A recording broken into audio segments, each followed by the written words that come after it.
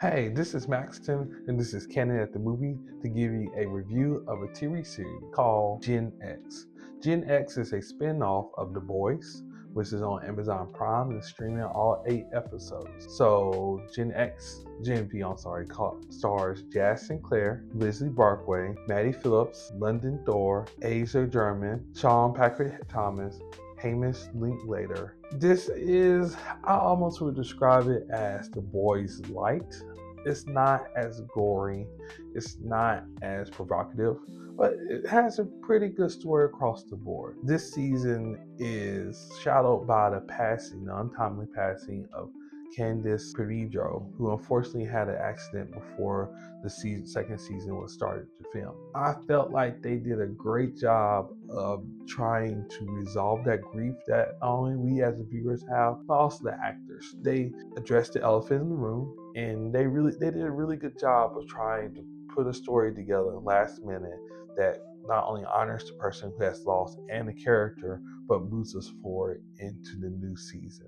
I personally didn't like how it felt. So the first couple of episodes were more of a reintroduction to what we had to the new characters, which in turn made the first couple of episodes very, very slow because we already know a lot of these characters from the first season, but we have to rearrange the deck chairs to meet the need that we have, which in turn create a new character. Some of the old characters have to do new roles. You have to kind of find a way to shoehorn in why that person may have passed away, and then it just slowed it down a lot. And so we kind of meandered through the first couple of episodes until Mr. Linklater became the villain. Now, once he became the villain, I promise you, you do not want to take your eyes off the screen because there's something cool or something sinister happening at all times. As soon as he came on the screen, I put my phone down. I was watching him as he became a more and more powerful villain. That meant by episode 4 or 5, I started to be locked in, which something that has happened and it didn't happen to this series. It seems like episode 7 has been a bigger event than episode 8, almost leading us into episode 8, and then that episode 8 is leading us back into the main series. I felt like episode 7 and episode 8 were really good.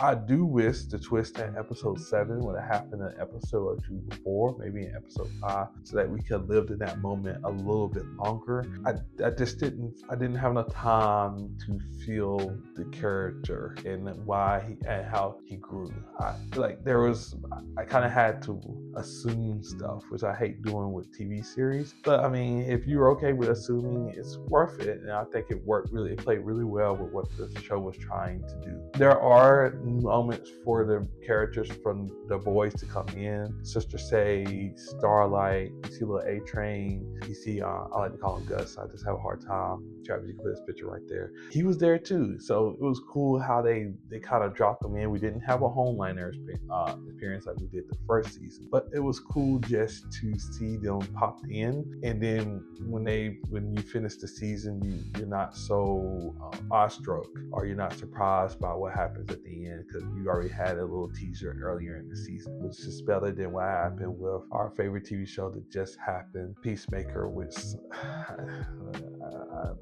the story itself for Gen V season 2 was not the best story across the board. There were many times I just kind of felt lost and confused and bored and picked the phone up and was just kind of I'll just watch this to see what happens. It's still a good time.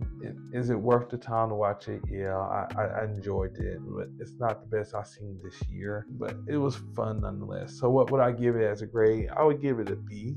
If you are into the Boys franchise, I suggest you watch it. If you have Amazon Prime anyway, go ahead and watch it. You can borrow somebody else's without tell you to go buy it.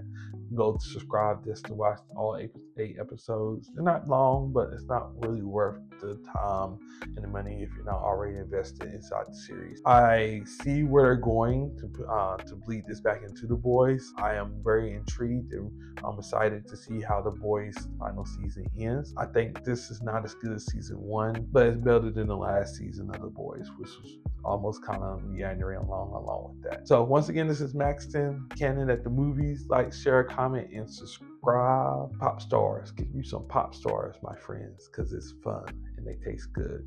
I hadn't gotten any yet. Travis, hit me up, my friend. This is Maxtan, and I'm out.